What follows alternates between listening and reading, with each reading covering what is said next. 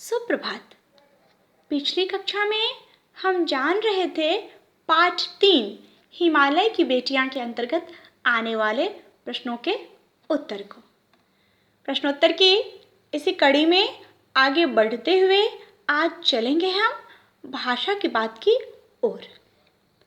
ये प्रश्न संख्या 3 आप देख रहे होंगे।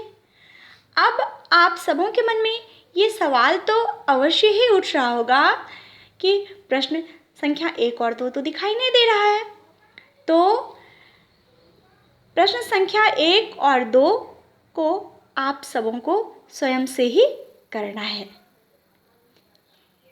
यदि आप सबों को प्रश्न संख्या 1 और 2 में कोई परेशानी होगी तो आप हमसे संपर्क कर सकते हैं। हमारा संपर्क सूत्र है 91 555 49 531। आइए अब चलते हैं हम प्रश्न संख्या 3 की ओर। पिछली कक्षा में आप विशेषण और उसके भेदों से परिचय प्राप्त कर चुके हैं, यानी परिचित हैं, है ना। नीचे दिए गए विशेषण और विशेष्य संज्ञा का मिलान कीजिए। यह है विशेषण और ये विशेष्य। संभ्रांत, चंचल, समतल, घना, मूसलधार, वर्षा, जंगल, महिला, नदियां और आंगन। अब चलेंगे हम उत्तर की ओर। ये है हमारा उत्तर। इनका मिलान करना है, हमें इसे मिलाना है। ये सभी जो शब्द हैं पाठ के अंतर्गत आने वाले शब्द ही हैं, जिन शब्दों को हम अच्छी तरह से जान रहे हैं। अब इनका मिलान करना है।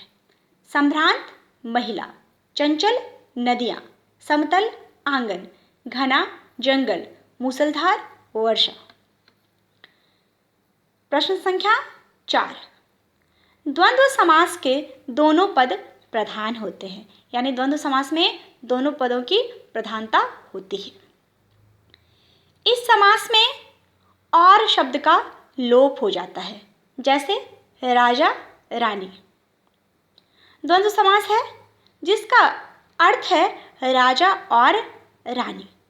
पाठ में कई स्थानों पर द्वंद्व समासों का प्रयोग किया गया है। इन्हें खोजकर वर्णमाला क्रम शब्दकोश शैली में लिखिए। किस शैली में लिखना है? शब्दकोश शैली में लिखना है। उत्तर। पहला, उछलना कूदना, अर्थात उछलना और कूदना। दूसरा, माँ बाप, यानी माँ और बाप। तीसरा, आदर श्रद्धा, अर्थात आदर और श्रद्धा। चौथा, तन मन, यानी तन और मन। पांचवा, सिंधु ब्रह्मपुत्र, अर्थात सिंधु और ब्रह्मपुत्र।